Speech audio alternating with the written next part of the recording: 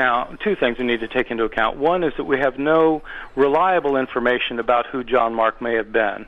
He shows up in the book of Acts, and he does live in Jerusalem, but we don't have any independent verification of any information about this person. But let's suppose he is a Jerusalem-dwelling Jew in the first century. So one question to ask is, how many people in the first century in Palestine could speak Greek? And how many of them could write Greek in any way?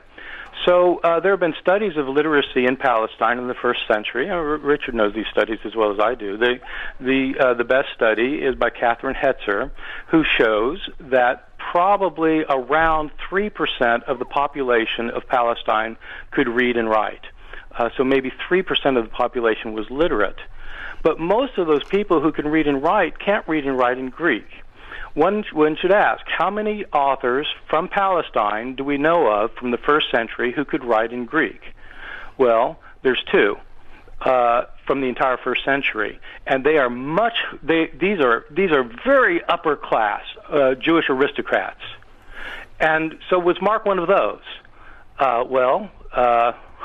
Probably not. I mean, we don't know, but we don't know anything about him. And so in order to assume that Mark could write a gospel like this, you'd have to presuppose that he was one of the very upper crust aristocrats in Palestine, and we simply have no evidence that that was